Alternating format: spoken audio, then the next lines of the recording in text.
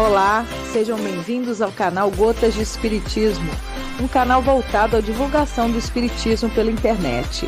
Semanalmente, divulgamos vídeos que visam esclarecer algumas dúvidas de internautas. Antes de assistir ao vídeo, não esqueça de se inscrever no nosso canal, clicar no sininho para ser avisado de novos vídeos, curtir e compartilhar.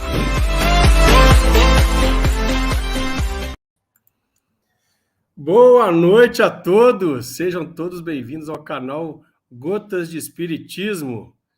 Hoje mais uma live do canal e a surpresa, não é a Lívia. Marcos Castro, muito prazer, para quem não me conhece, mais um trabalhador do Gotas, assim como a Lívia, minha esposa. E hoje nós teremos uma live maravilhosa de um nobre amigo que participou no mês de outubro do ano passado, junto com o nosso amigo também, Orson Peter Carrara, né? De um assunto aqui que a gente tratou e tudo mais, foi feita uma live com os dois e junto com a Lívia. Então, eu vou chamar aqui, junto conosco, Marcos de Mário. Seja bem-vindo, Marcos. Muito obrigado, Marcos, meu xará. É um prazer estar aqui de volta com vocês e que possamos aqui, né, desdobrar o pensamento espírita sobre mais um tema importante. Tá certo, muito obrigado pela presença. Vamos trazer também aqui o nosso nobre amigo Humberto Pandolfi para oração e auxiliar a gente no aprendizado, né, no desenvolvimento desse trabalho. Boa noite a todos, é um prazer enorme estar aqui de novo. E vamos aprender, né? Vamos aprender. Vamos aprender. Ó, o professor está aí. Tá aí. Então, neste momento, vou pedir ao Humberto para que possa fazer a oração inicial para todos nós. Fica à vontade, viu, Humberto? Sim. Vou convidar todos a fecharem os olhos, acalmarem o coração, a mente, elevar o pensamento ao alto. E vamos agradecer pela oportunidade de estarmos aqui hoje. Agradecer pela benevolência divina, por estarmos encarnados e termos a chance de buscarmos a melhoria. Agradecer por todos que passaram, estão e passarão por nossas vidas, pois sempre trarão aprendizado. Agradecer a presença do nosso amigo Marcos de Mário, que se dispôs a estar aqui conosco hoje, trazendo conhecimento. Agradecer a todos os irmãos encarnados e desencarnados que nos acompanharão hoje. Pedimos ao Mestre Jesus que nos acompanhe, nos ampare e nos ilumine durante toda a nossa caminhada. Que a espiritualidade amiga esteja conosco, apoiando nosso amigo Marcos de Mário na sua explanação. Que as bênçãos de Deus estejam sempre conosco, hoje e sempre. Que assim seja. Que assim seja.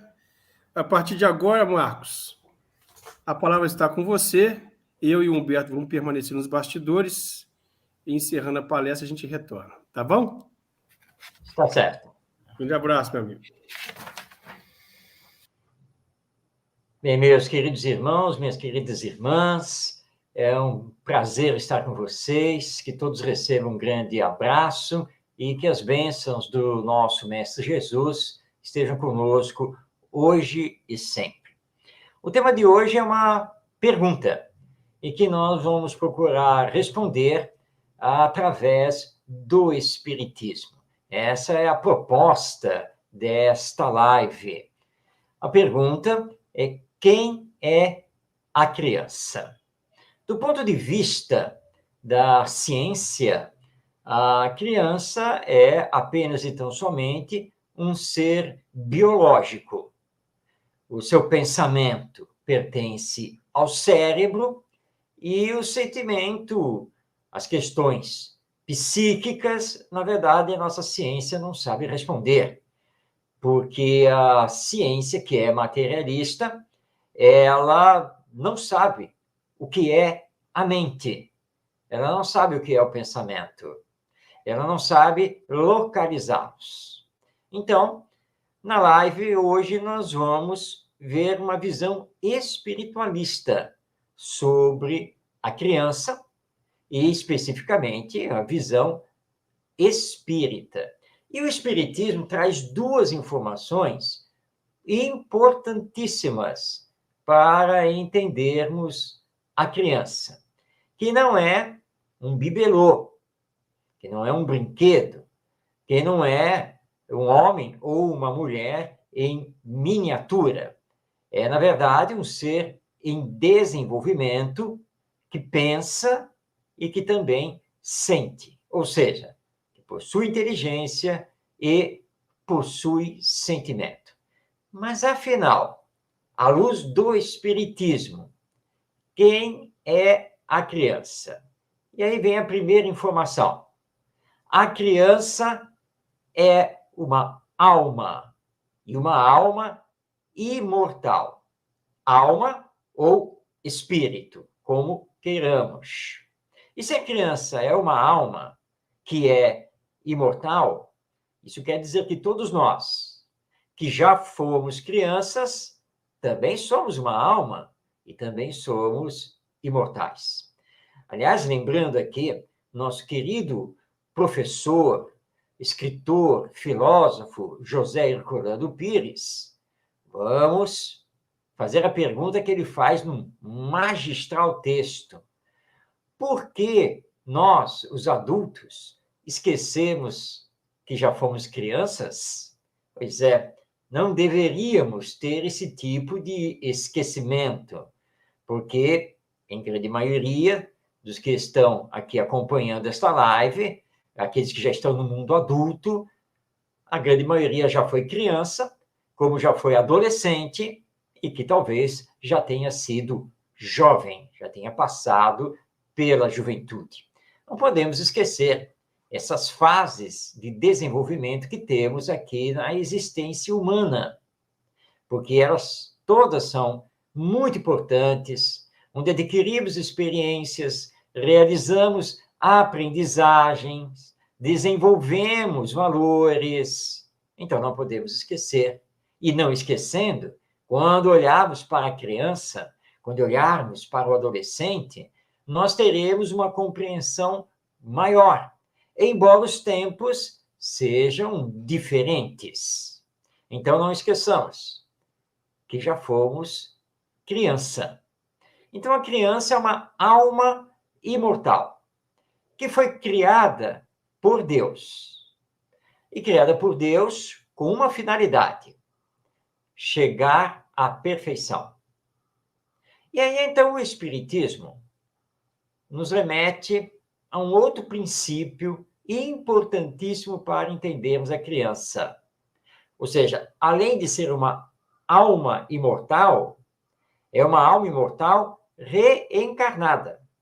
Então, nós temos o componente alma e o componente reencarnação para entender a criança. Então, vamos tentar compreender isso de uma forma bem clara.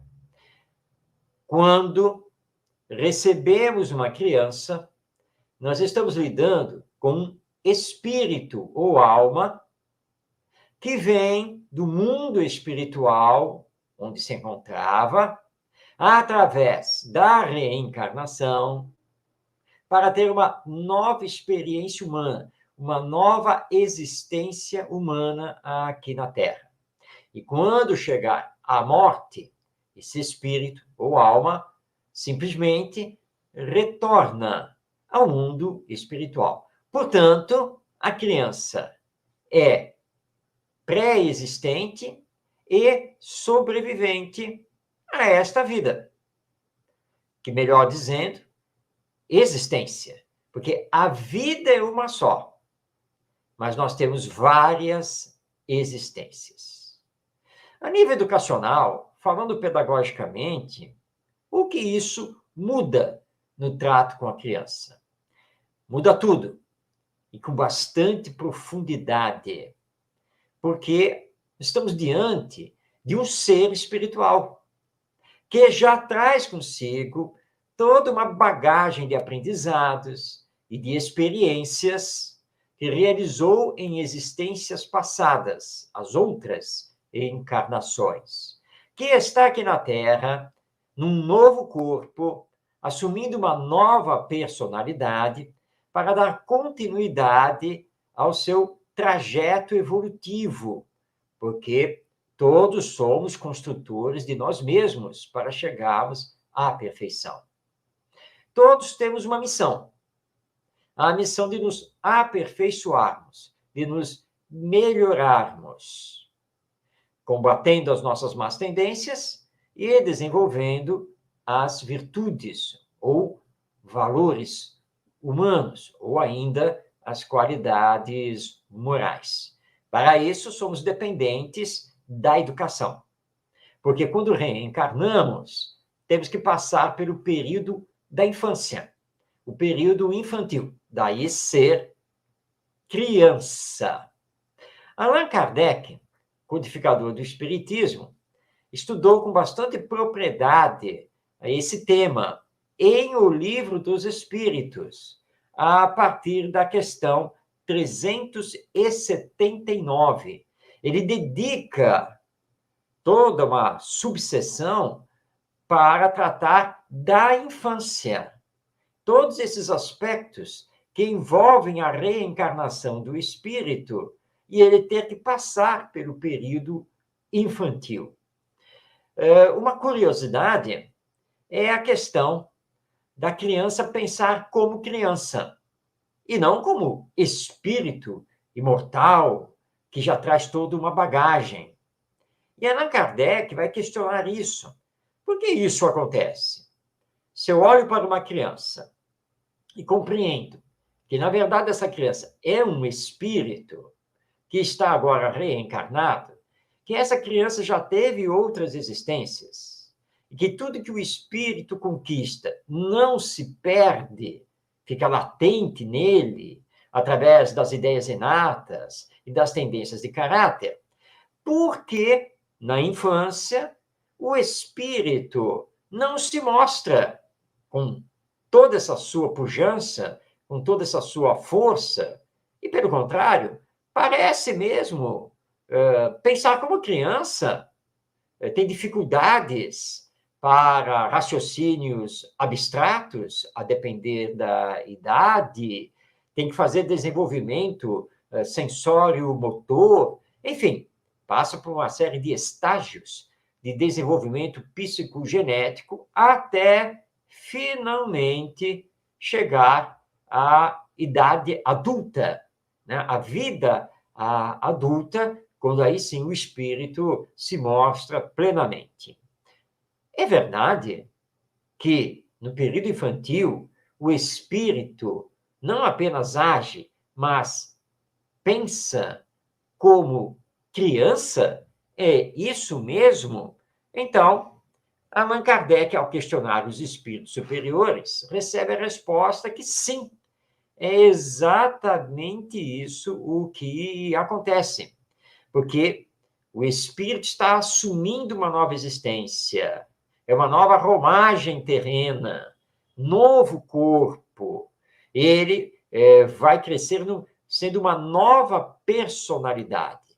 Então, todo o seu conhecimento, todas as suas experiências, todas as suas outras personalidades das existências passadas vão ficar no mundo da inconsciência, ou seja, guardados no inconsciente, para não atrapalhar a sua nova jornada, porque ele traz uma programação reencarnatória, ele traz um planejamento, ele tem coisas a reparar em relação ao que fez nas existências passadas, tem novos aprendizados a realizar, e se ele tivesse a plena lembrança de quem ele é, de quem ele foi e do que fez, ele não conseguiria se desenvolver nesta encarnação, porque essas lembranças atropelariam o seu livre-arbítrio.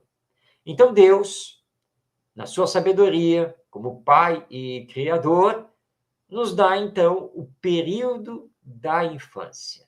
Mas não apenas por causa dessas questões que acabamos de trazer. O período infantil também é importante porque, nesse período, o espírito que está extremamente dependente do desenvolvimento do corpo orgânico e, portanto, dependente dos adultos para viver. Ele é mais flexível às orientações, à educação, aos exemplos daqueles que estão encarregados da sua educação. O período infantil é muito importante, mas nem sempre pais, avós, tios, professores levam isso em consideração. Hoje em dia, nós temos assistido pais que querem basicamente se livrar dos filhos, porque, afinal de contas, eles dão muito trabalho. Então, assim que possível, já matricula na creche, na escola de educação infantil, e ainda tenta preencher o horário vago com natação, judô, aula de inglês e por aí afora. Esses pais estão equivocados. Escola nenhuma, professor algum pode substituir a família, o lar. Nenhum professor, por melhor que seja, por mais que ame o que faz, existe para substituir os pais. Os pais são os primeiros educadores, o lar é a primeira escola. E há um vínculo espiritual entre pais e filhos, porque ninguém vem do mundo espiritual por acaso. Ninguém cai de paraquedas no colo desta mãe e deste pai. Há um planejamento reencarnatório que é realizado pelos espíritos superiores. Então, nós precisamos entender que esse vínculo, que é um vínculo emocional, afetivo, espiritual, que nos une, esse vínculo solicita de nós a missão de educar. Aliás, isso está na questão 582 do Livro dos Espíritos, quando Kardec indaga se a paternidade é uma missão. E os espíritos são taxativos na resposta. Sim, é uma missão, e muito maior, muito mais profunda do que os pais entendem. E se os pais falharem na educação dos seus filhos, responderão por isso perante Deus, porque terão que assumir as consequências do seu desleixo, porque Deus confia nesses pais para receber esse espírito e orientá-lo, principalmente do ponto de vista moral. Porque o que nós estamos enfrentando hoje na humanidade é uma crise moral, uma crise de valores. É urgente trabalharmos isso para que possamos reverter essa caminhada humana que ainda tem por base o egoísmo, o orgulho, com todas as suas consequências. Por isso que temos assistido jovens vazios, jovens indiferentes, insensíveis, materialistas, na verdade, tanto quanto seus pais. E, na verdade, tanto quanto muitos professores. Porque família e escola se desvirtuaram da educação, que para o espiritismo tem que ser a educação moral, aquela que forma o caráter, que desenvolve bons hábitos, que corrige más tendências, que forma o homem e a mulher de bem, que dá a esse espírito, passando pelo período da infância, ideais mais nobres, mais enobrecidos de vida. E nada disso nós temos visto a acontecer. Por isso, Allan Kardec, já em O Livro dos Espíritos, em comentário à resposta dos Espíritos, nos diz que, em verdade, nós não temos que nos espantar por tudo o que está acontecendo na humanidade, Por quê? Porque diariamente nós lançamos na corrente social espíritos egoístas, orgulhosos e materialistas. Porque falhamos em aplicar a educação moral. Porque não corrigimos as más tendências que, porventura, o espírito esteja trazendo. E nem estamos, de fato, preocupados em trabalhar valores morais. E aí ouvimos jovens conversando e achando que fazer um gato-net não tem problema nenhum. Mas tem, claro que tem, porque isso é contra a lei. E mesmo que não tivéssemos lei, é imoral, porque precisamos aplicar a regra de ouro da educação que nos foi ensinada por Jesus. Precisamos aprender a fazer aos outros somente o que desejamos que os outros nos façam. Essa aproximação com o Evangelho é fundamental no campo da educação para trabalharmos a criança que, repetindo, é um espírito reencarnado. E falar isso é revolucionário, é transformador do que temos feito na educação, a começar pela família. E precisamos conversar muito sobre a família. Claro que o espírito reencarnado, passando pelo período da infância, nos encanta. Toca as nossas fibras íntimas da alma. E aí nós conseguimos amá-la. Mas nos desviamos e desviamos esse espírito porque nos preocupamos tanto com os brinquedos, com as roupas, com o quarto da criança, depois com a escola, com os passeios, com os chocolates, com o pediatra, com isso, com aquilo, que não conseguimos abrir espaço para as brincadeiras sadias, para a convivência afetiva. E muitas vezes somos coniventes com as más tendências que o espírito está revelando através do seu comportamento. E comportamento errado, equivocado, tem que ser corrigido na hora. Lembra que um exemplo dado pelo educador e psicólogo Isamitiba, que, aliás, nos deixou obras maravilhosas, que precisam ser lidas e estudadas. Isamitiba conta uma cena que ele presenciou em viagem de avião. Ele reparou que um pouco à frente dele, do outro lado do avião, havia uma mulher com 3 crianças, todas pequenas, aquela escadinha das faixas etárias. E que as 3 eram muito irrequietas. E ela passou o voo o tempo todo chamando a atenção delas, e segurando daqui, e puxando dali, e repreendendo. Até a comissária de bordo, em alguns momentos, auxiliou. E aí, então, o avião chegou, aterrissou. E o Isamitiba conta que resolveu ficar como um dos últimos passageiros para ver. E ver se poderia, de repente, ajudar aquela mãe se virando com aquelas 3 crianças. Ele reparou também que nos bancos de trás haviam 3 homens. E um deles, muito bem vestido, de terno, com o notebook aberto e trabalhando. E uma hora antes da aterrissagem, uma das crianças estava lá naquela algazarra e por cima lá do banco.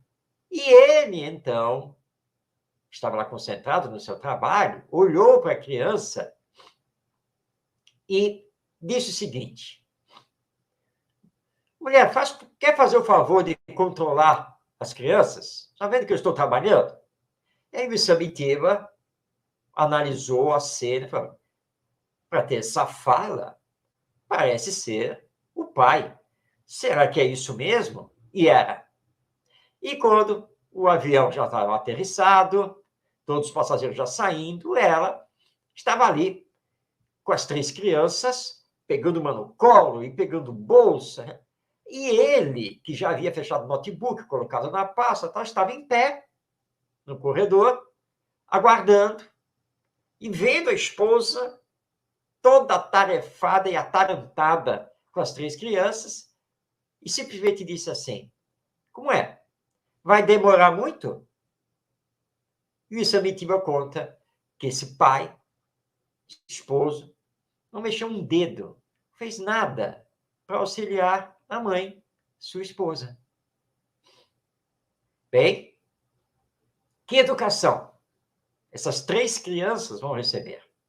Talvez se transforme naquela outra que é contada como exemplo pelo filósofo, escritor e educador Mário Sérgio Cortella. Ele estava no restaurante para almoçar com a sua esposa, já estavam à mesa, tudo direitinho, quando entrou uma senhora com uma menina de aproximadamente, pelo menos em torno dos seus 8 anos de idade.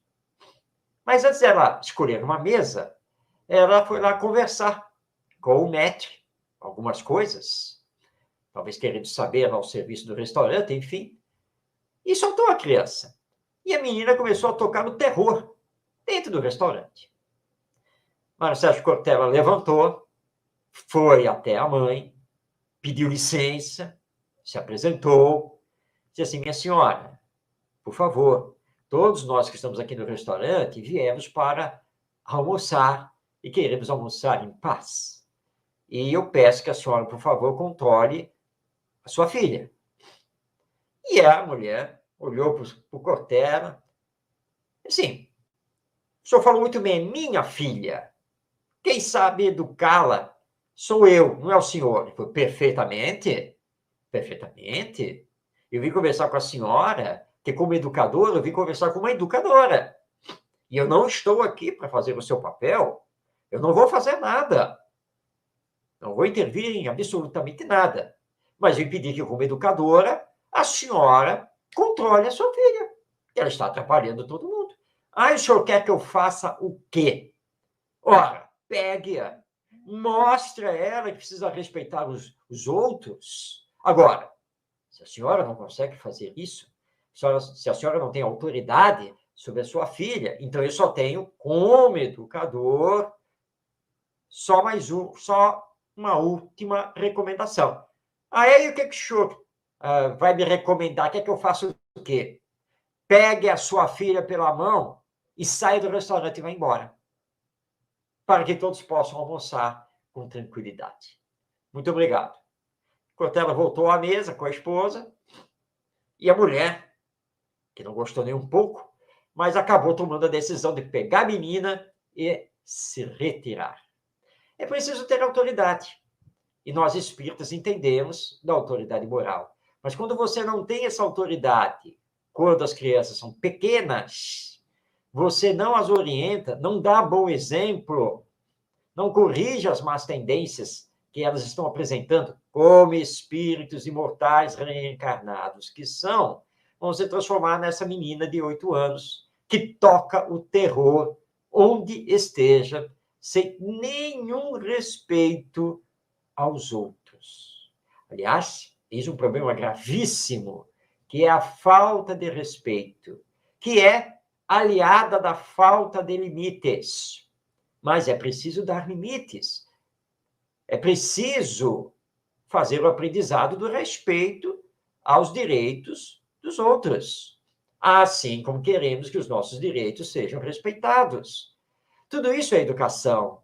Tudo isso é educação moral desse espírito. Para que possamos ter, na sequência, homens e mulheres de bem. Fala-se muito, no movimento espírita, da passagem do nosso querido planeta Terra, da categoria de mundo de expiações e provas, para a categoria de mundo de regeneração. Alguns pintam o mundo de regeneração de forma equivocada. Está lá no capítulo 3 do Evangelho segundo o Espiritismo, nos colocando que o mundo de regeneração terá uma sociedade humana onde o bem prevalecerá sobre o mal. Portanto, está implícito que o mal ele continuará existindo. Mas não teremos, por exemplo, o mal hediondo. Esse estará superado. Mundo de regeneração não é mundo feliz, não é mundo celestial, que são categorias além do mundo de regeneração. Mas como vamos chegar a essa nova categoria se estamos desdenhando da educação moral? Porque hoje em dia, educação, tanto na família quanto na escola, na verdade não é educação. O que temos feito é instrução. O que temos feito é transmissão de conhecimentos. Conto aqui uma cena, esta acontecida comigo, em que eu estava me deslocando aqui na cidade do Rio de Janeiro, por volta do meio-dia, e havia pego um ônibus, e esse horário, entre meio-dia e 1h da tarde, é exatamente o horário de trânsito dos alunos das escolas. Os que estão saindo de um turno, os que estão indo para o seu turno, o turno da tarde. E no ônibus em que eu me encontrava, toda uma turma de alunos de uma escola municipal entraram, passaram a roleta na maior algazarra, gritaria, e se aboletaram no fundo do ônibus, exatamente por onde os passageiros têm que sair. E eles tomaram conta. E chegou, então, o local onde eu teria que descer. Não apenas eu, mas alguns passageiros, demos o sinal, mas como acessar a porta? Porque aquela criançada uniformizada da escola pública tinha tomado conta. Então eu olhei para o garoto e disse a ele assim: meu filho, por favor, pode dar licença, porque nós temos que descer no próximo ponto. E ele me olhou de alto a baixo e deve ter lá pensado: o que esse velho está pensando que é? Mas um colega dele, que não estava ali na escada bloqueando a saída, estava do outro lado, gritou para ele: cara, não está vendo que você está atrapalhando? Sai daí! E ele, então, provavelmente, obedecendo o líder, ou o maior do grupo, aqueceu de má vontade. Ele não saiu do lugar. Ele se encolheu para dar uma passagem. Foi o que eles fizeram. E pudemos, no meio deles, passar para descer e sair do ônibus.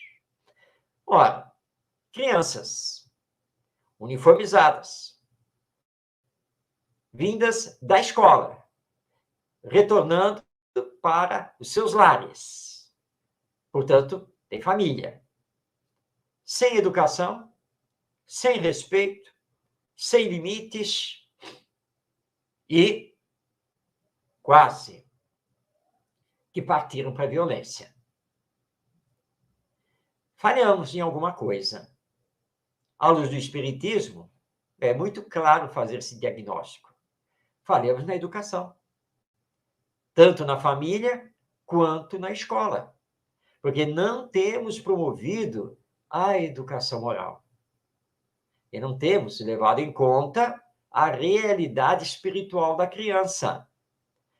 Claro que não podemos exigir isso da escola, não da escola atual, porque a escola atual, a pública, ela é materialista. Não leva em consideração nada que se ligue a qualquer coisa de espiritualidade, a qualquer coisa de alma que consideram os profissionais da educação coisa da religião. Não é coisa da religião. É objeto da educação. Queiramos ou não, somos almas imortais. Queiramos ou não, a reencarnação existe. Quando tivermos esse olhar, nós vamos mudar tudo que estamos fazendo. Hoje as escolas estão promovendo apenas e tão somente o passar conhecimentos, o instruir, e avaliando com provas, que em verdade nada avaliam, de língua portuguesa e matemática, porque é isso que se faz nos exames de avaliação do ensino brasileiro. E nos vestibulares e concursos públicos, língua portuguesa e matemática tem o maior peso. Ora, a criança pode tirar 10 em língua portuguesa e matemática, mas isso não revela o seu caráter, se é uma boa ou uma pessoa. Por que existe a corrupção? Por que existe o desvio de verba? Por que existe uma legislação de privilégios sociais? Porque esses que estão à frente, como autoridades no executivo, no legislativo e no judiciário, esses que estão à frente das empresas, só olham para si mesmos. Não tiveram formação moral. Não sabem se colocar no lugar do outro, não sabem sentir o outro, que é a famosa empatia. Não sabem utilizar a autoridade moral. Não conseguem dar bons exemplos. Porque foram criados através do egoísmo, do individualismo predador. E precisamos, com urgência, corrigir isso. Compete a nós, espíritas, uma sagrada missão, a de promover a educação moral do espírito imortal reencarnado. Se não fizermos isso, e estamos deixando o tempo passar, vamos obrigatoriamente ter que colher as consequências disso, como hoje já estamos colhendo.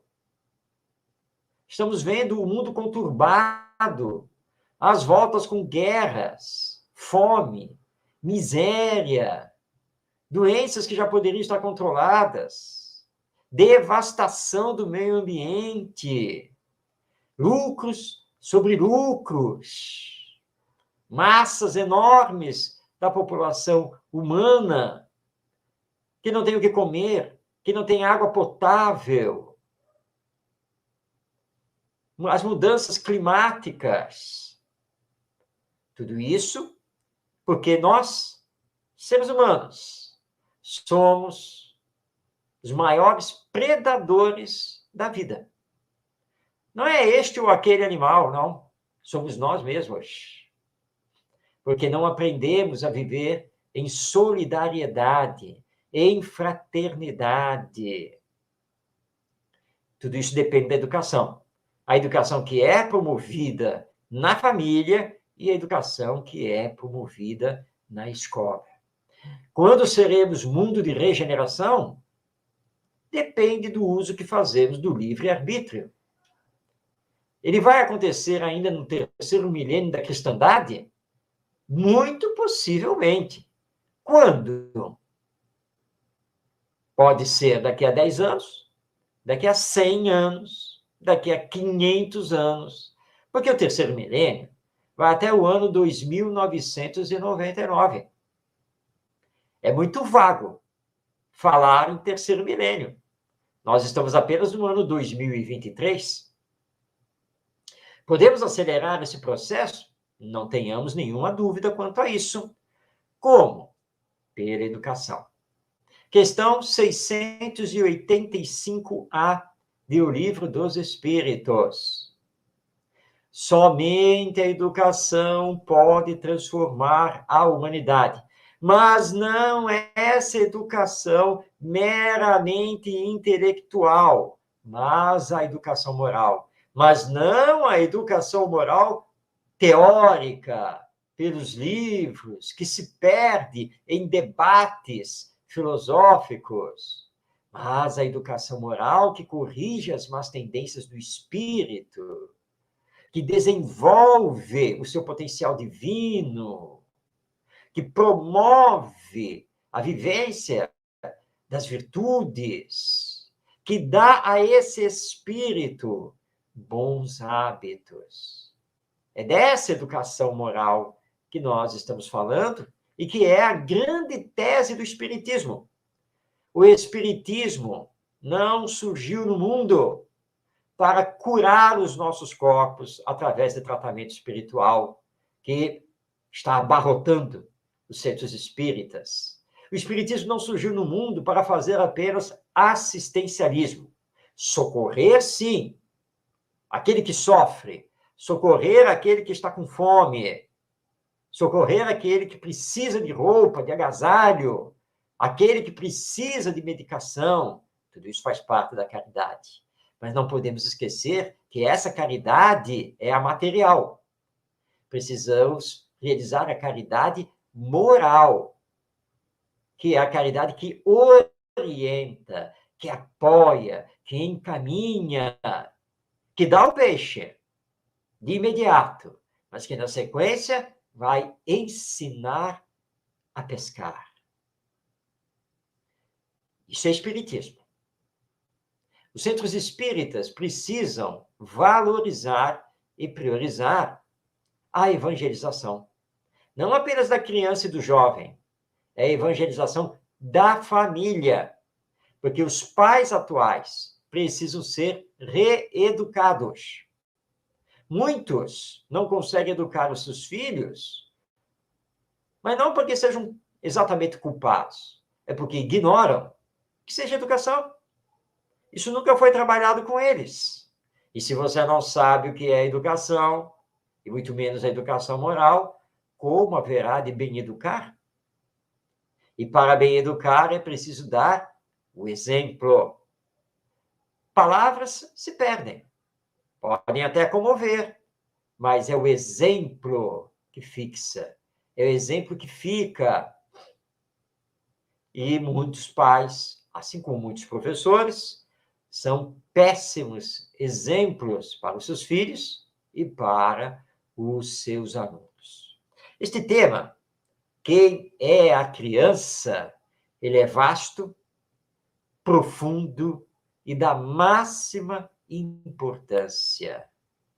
A criança, um espírito reencarnado, imortal, que já teve outras existências, está tendo essa, retornará ao mundo espiritual e ainda dentro do seu progresso pela lei da evolução, ainda terá outras existências.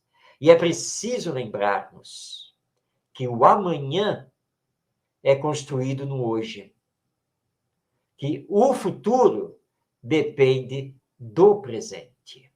O que estamos esperando com essas informações do Espiritismo para realizar a educação moral?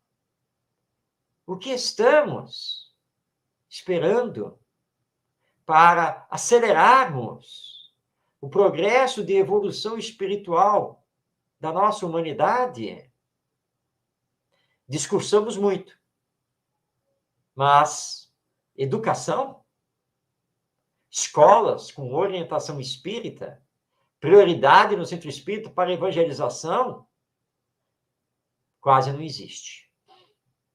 Ao ponto de, certa vez, visitando uma instituição espírita, estamos conversando com um dos seus diretores e perguntamos a ele se a casa desenvolvia a evangelização, quando, como. Diretor.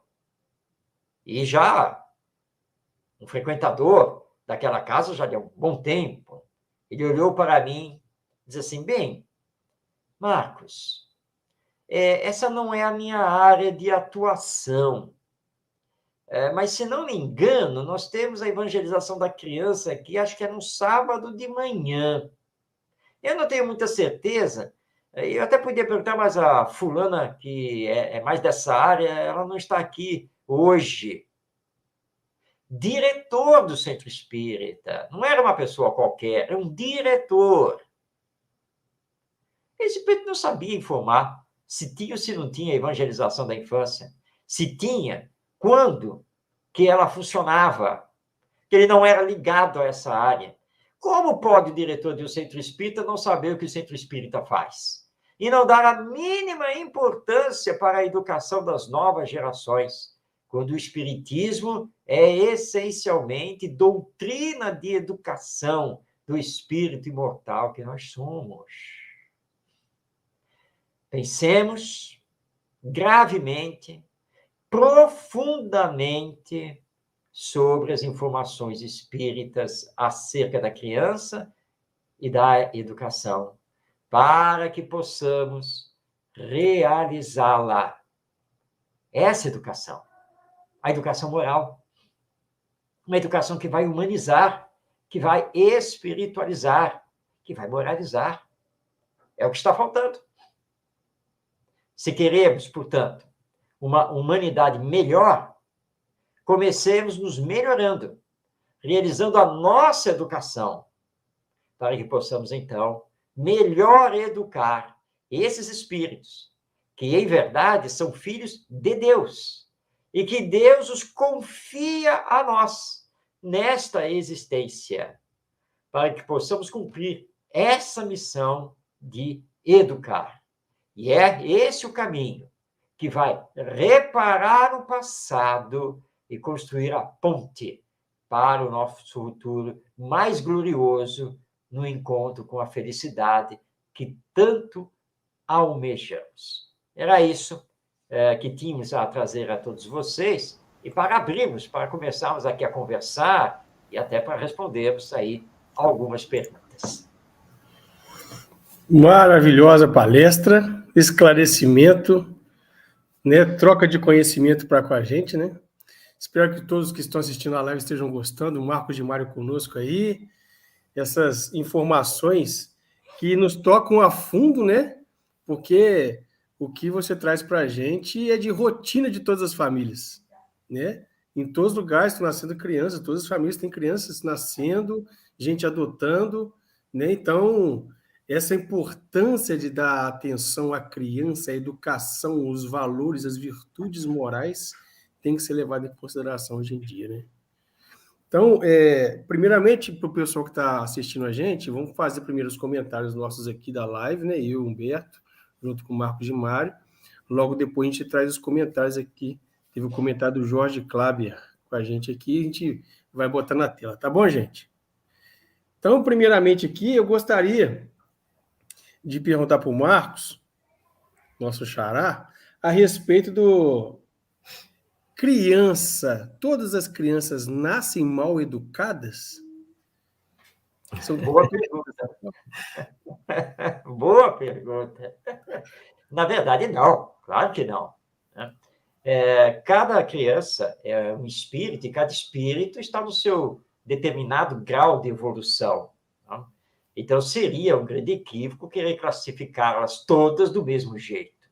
Nós temos que saber observar as tendências que a criança começa a revelar na medida em que começa a controlar o seu corpo, porque o espírito é dependente do crescimento orgânico para poder cada vez se manifestar melhor. Então, nós temos que observar. Observar é importantíssimo na educação, e principalmente as tendências de caráter. E aí você vai perceber se a criança já tem boas tendências, ou se traz más tendências, ou se é uma mescla de uma coisa com a outra.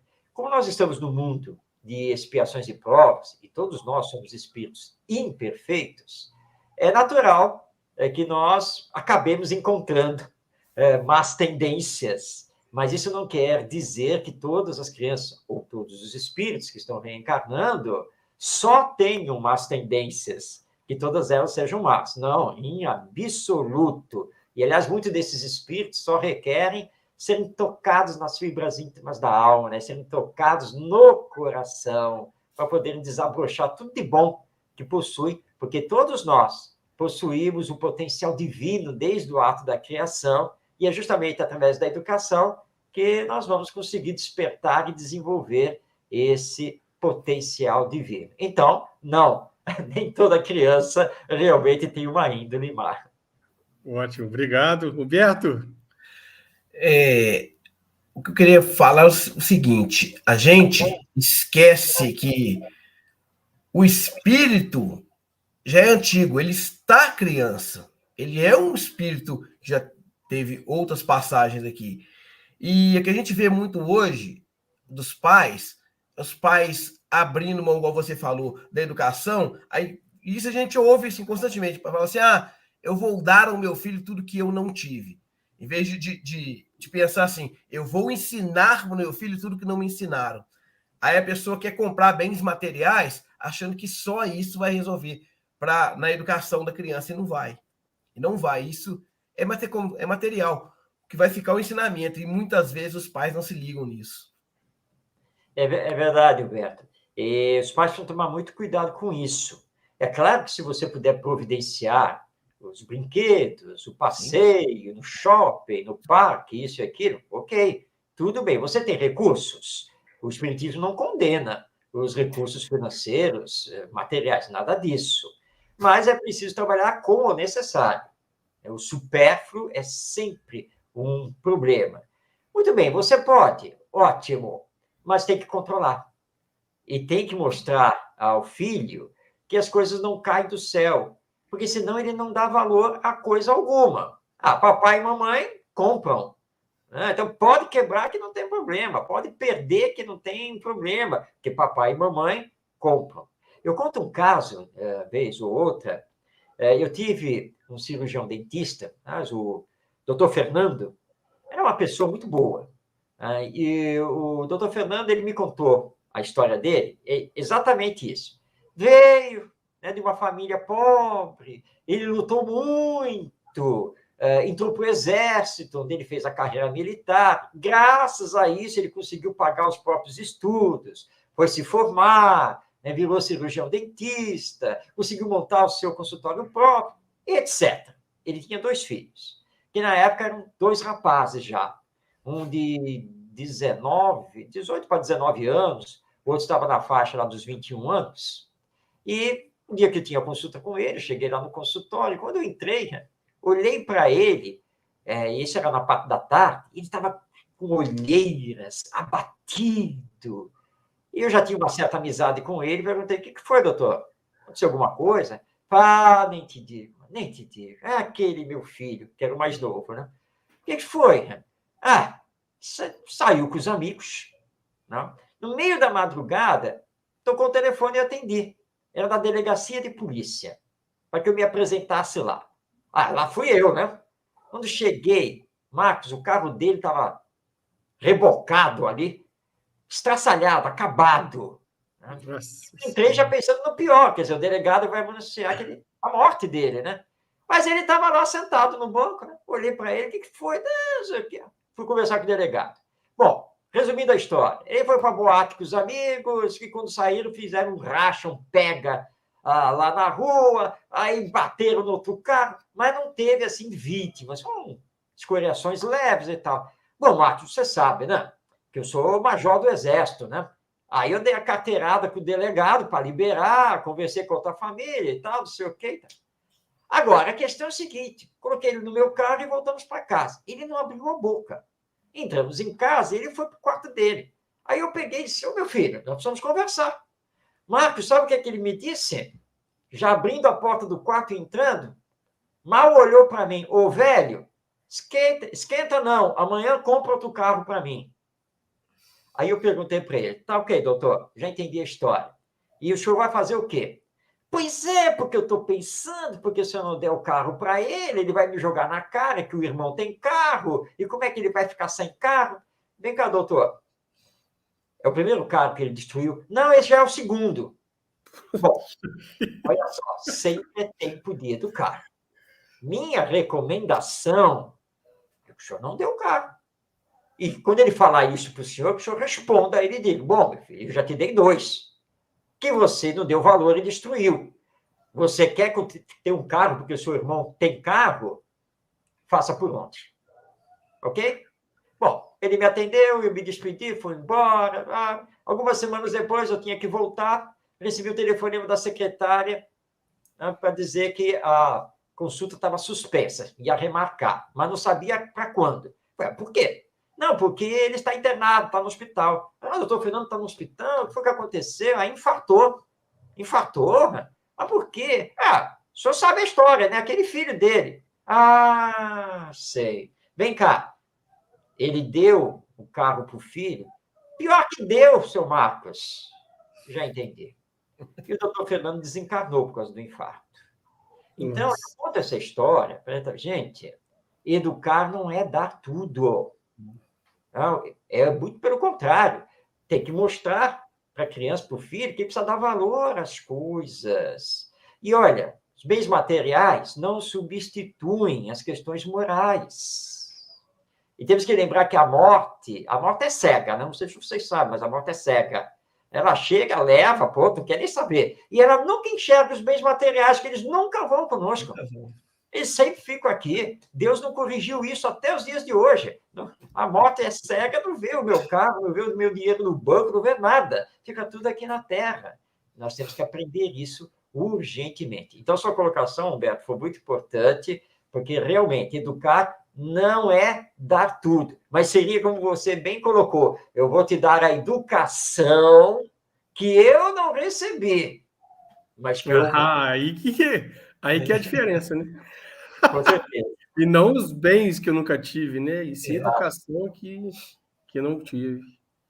Mas, ô Marcos, dando continuidade a essa ideia, a gente percebe que muitos dos pais que têm condição financeira para fazer o que o Humberto falou, de dar tudo que não tive, alguns deles o fazem também pela sua ausência, né? Em que o pai e a mãe, com o objetivo de acumular bens, né, patrimoniais para sustentar a condição financeira da família, abstém-se da educação do jovem, lhe concedendo bens materiais, brinquedos, diversões, relações com outras, né, escolinha de alguma coisa, natação, de futebol, para ocupar o tempo da criança, para se divertir, conhecer outras crianças, e esquece que existe uma grande importância da presença deles na vida do jovem, né? Daquele recém-encarnado. A importância da existência de um pai e de uma mãe naquele ambiente daquele jovem que tem essa oportunidade. Encarnou numa família que existe as duas figuras, mas elas, na realidade, não dão atenção. Em troca disso, ocupam o tempo dele com vários bens. Né? Acho que a gente compreende muita relação dessa aí também. Pestalozzi já dizia, né? Somente o amor educa. E o Espiritismo repete isso. Agora, para dar amor, é preciso estar presente. Claro que nós entendemos que muitos casais, hoje em dia, precisam trabalhar. Né? Cada um tem a sua profissão, nós entendemos isso. Isso faz parte da nossa sociedade. Mas você só pode compensar a ausência com amor. Ou seja, saber aproveitar os momentos, mesmo que eles sejam menores do que seria o ideal, para brincar, abraçar, conversar, rolar todo mundo junto no tapete da sala, ou na cama. Na cama é melhor, né, porque é mais macio. Né? Fazer pequenos passeios, sempre que possível, dar atenção, saber o que os filhos estão estudando, o que estão fazendo, o que querem falar. Tudo isso é muito importante. A questão não é de um tempo maior ou menor, porque nós não estamos falando aqui de quantidade, mas estamos falando de qualidade. É de você chegar, mesmo cansado do trabalho, foi aquele dia extenuante, cheio de coisas para resolver, mas você está voltando para sua casa, ao seu lar. Seu filho está lá, passou o dia todo longe de você e você passou o dia longe dele. Então, qual vai ser a prioridade? É a sua esposa, seu esposo e os seus filhos. Tem que fazer que nem aquele carpinteiro. É uma história muito bonita, né? Ele teve aquele dia horroroso, que tudo tudo deu errado na obra. Tudo. Aí ele está voltando para casa. E o patrão o levou para casa, porque ficou tão condoído de que deu tudo errado, máquina que pifou, material que estava errado, etc. Não, eu vou levar você para casa, é o mínimo que eu tenho que fazer. E quando eles chegaram, o empregado disse assim, por favor, entra para tomar um café. Aí, tá bom. Mas tinha uma árvore na rua. Aí o carpinteiro foi até a árvore, abraçou a árvore, ficou um pouco abraçado com a árvore, saiu, botou um sorriso, e quando abriu a porta, cheguei, como se nada tivesse acontecido. Apresentou o patrão, tomaram um café na maior alegria, as crianças ali envolvidas. Quando o patrão se despede, ele chega do lado de fora e ele fala assim, vem cá, eu não entendi. Hoje deu tudo errado lá no serviço. Tudo. Eu fiquei até preocupado com você. Tá? E você ficar aborrecido é natural. Mas você entrou com a maior alegria dentro de casa, como se nada tivesse acontecido. Que história que foi aquela de abraçar a árvore, hein? Eu não entendi esse negócio.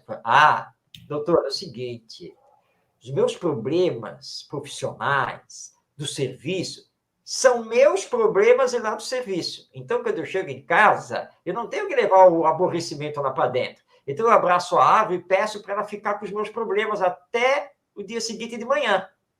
Depois que eu tomar o café e me despedir de todo mundo, aí, antes de ir para o carro, eu vou lá na árvore, abraço, pode me devolver os problemas que eu vou tentar resolver. Esposa, ninguém tem nada a ver com o que aconteceu comigo lá no serviço. Olha que bonito isso, né? Então, ele entra em casa com a predisposição de dar amor e receber o amor. E é isso, então, que esses pais precisam fazer. Essa é a prioridade. Entendi. Humberto, quer comentar alguma coisa? Não, só uma história que me contaram uma vez, aí eu não sei nem onde foi, de um pai que estava tomando café de manhã, lendo no jornal. Aí o filho chegou com um carrinho com a roda quebrada e falou assim, quebrou. Aí o pai olhou para ele e falou com ele, e aí? Ele quebrou. Aí o pai falou assim, então, se quebrou, joga fora. Quebrou, joga fora. E o menino saiu com o carrinho, com a roda, tinha saído a rodinha e tudo mais, e o pai ficou observando. Aí o menino sentou, olhou, de repente ele encaixou a rodinha no lugar e veio correndo pro pai. Olha, pai, arrumei. Ele, o que você fez? Ele, não, eu olhei que tinha um buraquinho e o ferrinho encaixava, eu encaixei e arrumei. Aí o pai falando que aquilo era um aprendizado, porque se o pai largasse era uma coisa fácil de resolver, largasse e arrumasse, o filho nunca ia despertar para aquilo, da curiosidade de querer arrumar o carrinho. Aí eu estava lembrando dessa história. É isso aí mesmo, é isso aí. Não fazer por ele, mas levá-lo a pensar, a raciocinar, a reconstruir, porque ele precisa se desenvolver. Se os pais fazem tudo para os filhos, quando que eles vão se desenvolver? Então, essa história ilustra muito bem isso. Bacana, gostei também, viu? Que provoca, né, a inteligência daquele jovem a buscar, a se interessar, a questionar, a pesquisar sobre aquilo, né? Eu tenho mais um comentário aqui, na verdade, é um comentário, é uma pergunta que a gente anotou aqui, a respeito do fato de que o processo reencarnatório, ele visa o aprimoramento do ser, né? Seja através das provas ou as expiações. E dentro do processo de regeneração, a gente tem pesquisado alguns autores que tratam da inteligência emocional, da busca do controle emocional pela razão e buscar um direcionamento de solução desse comportamento. A gente pode tratar da reforma íntima como uma ferramenta para tal. E iniciando na tenra idade, quando a criança começa a desenvolver seus primeiros entendimentos e, como diz o Carrinho, né, a pesquisa, a ideia de maturidade que começa a desenvolver, a gente já pode começar a trabalhar a reforma íntima com esse jovem, com essa criança? Deve. É como aquela história que a mãe chegou lá para o mestre, disse, mestre, quando eu devo iniciar a educação do meu filho? E o mestre perguntou à mãe, quantos anos seu filho tem? Ah, mestre, ele está com 3 anos. Então, você já perdeu 3 anos. É um espírito reencarnado. Ele está trazendo as ideias inatas, as tendências de caráter. Claro que você vai adequar seus exemplos, a sua linguagem, seu trabalho, claro, ao período em que esse espírito está ali na infância. Mas é desde cedo que se começa o que eu prefiro chamar de transformação íntima, como o Herculano Pires coloca. Porque nós não temos que nos reformar, nós temos que nos transformar. Tá? E você começa... Eu tenho crianças aqui na família, né, que estão nessa faixa etária aí de 4 anos, 2 anos, 5 anos, e eu não perco a oportunidade com elas, né? Porque às vezes chegam agitadas, já querem isso, já querem aquilo, e tal, já vão querendo fazer isso aqui. Opa, não é assim. Opa! Cadê? Eu não ouvi ninguém falar bom dia aqui. É, bom dia. Agora melhorou. Bacana. Porque isso aí tem uma aqui, ela é minha sobrinha neta, né? Aí, tio, olha só, eu roubei lá na escola esse pedaço de massinha. Você fez o quê? Eu roubei. Roubou? Olha só, vamos conversar sobre roubar. Porque tem uma diferença muito grande entre você roubar, né? Você pegou ocultamente, né? Pegou sem que a professora visse e tal, e você ir lá e pedir. Tia, posso levar aqui um pedaço da massa? Que muito provavelmente ela ia deixar. Olha só, você gostaria que eu entrasse lá no seu quarto de brinquedos que você tem na casa da sua avó, e você gostaria que eu roubasse a sua boneca? Que eu roubasse o seu carrinho? Não, claro que não. Então, olha só, tem um cara chamado Jesus, você já ouviu falar dele, e que ele diz que nós só devemos fazer aos outros aquilo que queremos que os outros nos façam. Ou seja, não é? Se você não quer, se não deseja que eu roube as suas coisas, você também não pode roubar dos outros. Isso não é legal, não é uma coisa boa. Aí eu faço o quê agora? Você guarda a massinha e vai devolver amanhã lá para a professora. Vai até ela e vai, tia, desculpa, é que eu peguei e eu não pedi. Agora, se ela falar que você pode ficar com a massinha, tudo bem. Ela deu autorização. Aí, tá tudo bem. Não faça mais isso, tá? Porque não se deve fazer isso. Você não gostaria que fizessem isso com você? Como é que você vai fazer isso com a professora e com seus colegas lá na escola? Então, você não perde a oportunidade. Você já está educando, você está nesse processo. Você está trabalhando o pensar, né? Então, está usando a inteligência, mas está entrando também para o emocional, ou seja, para ela aprender a se colocar no lugar do outro. Porque nós temos 2 regras essenciais na educação. 2 regras não, deixa eu falar isso melhor. O pilar essencial da educação: aprender a nos amarmos.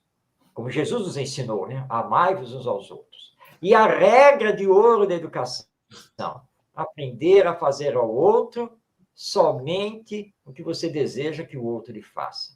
Quando aplicarmos isso, e do ponto de vista espiritual dessa nossa realidade, enquanto espíritos reencarnados, nós vamos mudar tudo na humanidade. Tenhamos certeza absoluta.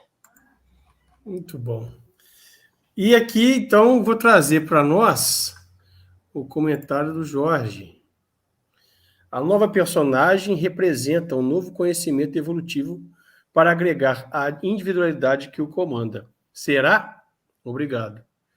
Então, nova reencarnação, né? Está tratando a nova reencarnação. Isso. É exatamente isso. Né? O espírito, como eu, né? Qualquer um de nós aqui, nós assumimos a cada encarnação uma nova personagem, né? Uma nova personalidade. É como se fosse, né, um novo caminho. Não é um novo caminho, né? Não é um novo conhecimento, na verdade, é continuidade. Agora, nós somos a individualidade, que vamos absorvendo tudo o que aprendemos realizamos experiências e como individualidade para chegar lá ao estado de espírito puro ou espírito perfeito. Porque nada se perde. Fica latente, né? Quer dizer, o que eu sou, o que eu já conquistei, o que eu preciso ainda conquistar, tudo está latente em mim.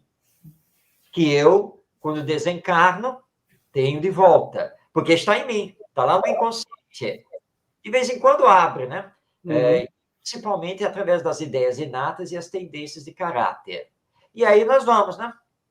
Nessa espiral evolutiva, passando por essas experiências reencarnatórias, até que não necessitemos mais delas, não vamos precisar mais assumir novas personalidades, porque seremos pura e simplesmente. Então, realmente é uma espiral evolutiva e que é necessário para que nós possamos fazer a nossa própria construção, a nossa própria caminhada. Maravilhoso. Algum comentário, Humberto? Não mais. Marcos, eu agradeço imensamente aí, nós agradecemos, né, Humberto? Imensamente aí. Muito bom. Você está conosco nessa live. Esperamos ver de novo, né? A Lívia faz contato contigo aí, já existe esse contato mais constante, né? E gostaria de agradecer imensamente por estar conosco, por poder nos ensinar, nos esclarecer tantas informações importantes para a nossa vida, para a nossa rotina, para essa nossa encarnação, né? Gostaria, então, que você pudesse fazer suas considerações finais. Como diz a Lívia, né? As considerações finais. Bom, a você, Marcos, a você, Humberto, meu muito obrigado aqui por esta parceria. A Lívia que não está conosco hoje, a todos, enfim, do Gotas de Espiritismo, que vocês continuem nesse trabalho maravilhoso de divulgação do Espiritismo, que é muito importante, e que nós entendamos, à luz da doutrina espírita, que nunca devemos perder a esperança nos dias melhores, porque não somos abandonados. Deus está aí nos acompanhando, Jesus como nosso governador, está conosco, os bons espíritos, que tenhamos fé, confiança e perseverança na continuidade do nosso trabalho. Eu sou amigo de um grande educador português, brasileiro, enfim, reconhecido internacionalmente, e eu sempre falo para ele, que às vezes bate um pouquinho de tristeza, né, quando nós não vemos as coisas acontecerem, mas eu falo para ele assim, José, não se preocupe, sabe o que nós somos? Somos semeadores. Nós podemos, até o final aqui desta nossa existência, não ver a colheita, certo? Mas nada ficará perdido, porque tudo seguirá história afora. Como ele é espiritualista, eu digo, e como você sabe que eu sou espírita, tá? Eu estou semeando para que as novas gerações possam colher, né, essa semeadura, dar continuidade, e depois, quando eu tiver que voltar seria um problema. Semeadura, colher, já germinou. E aí, vamos em frente, é isso que nós temos que fazer. Grande abraço a todos, paz em todos os corações. Uma visão de futuro, né, Marcos? Na próxima encarnação, eu já vou colher o que eu plantei hoje. Exatamente. Muito bom. Gente, muito obrigado. Obrigado, Humberto. Obrigado, Marcos de Mário, pela presença. Vamos encerrar agora com a oração do Humberto para nos trazer mais iluminação, mais mansidão, muita paz para todos nós, né? Para a gente poder encerrar com chave de ouro. Humberto, por favor, você está com a palavra. Vou convidar todo mundo novamente para fechar os olhos, levar o pensamento ao alto, visualizar a figura do Mestre Jesus e vamos novamente agradecer a oportunidade de estarmos aqui agregando conhecimento. Agradecer pelas pessoas que nos rodeiam e nos inspiram a sermos sempre melhores. Agradecer por mais um dia que termina, por cada pequena oportunidade que nos foi dada hoje. Pedimos amparo aos doentes e àqueles irmãos que se perderam no caminho. Que possamos ter uma noite agradável e sossegada, e que ao nascer de um novo dia, possamos acordar com energia renovada, revigorados e prontos para mais um dia que nos é ofertado. Que possamos sempre trilhar o caminho do bem e que nós nunca percamos a nossa fé. Que assim seja. Que assim seja. Só fazer um trabalho com a turma aqui. Amanhã, gente, de segunda a sexta, amanhã, inclusive, né, vamos ter Gotas de Sabedoria, às 8 horas da manhã, com Sandra Eiter, tá bom? Temos 9 horas Gotinhas de Espiritismo para a criançada aí, pessoal da evangelização. Pode pegar nossa playlist aqui, utilizar na evangelização nos centros espíritas de todo o Brasil à vontade, no mundo à vontade, né? Temos ainda os 2 trabalhos do Guaraci sendo divulgados, Guaraci Silveira. A gente está postando a playlist dele, Entendendo a Obsessão, na verdade é um podcast, né? Às 10 horas da manhã, de segunda a sexta, começamos hoje. E também Mitologia em Pauta, nas quartas-feiras, 20 horas. Acompanhe aí esse estudo do Guaraci Silveira, também um trabalhador que colabora com a gente no Gotas de Espiritismo, tá bom?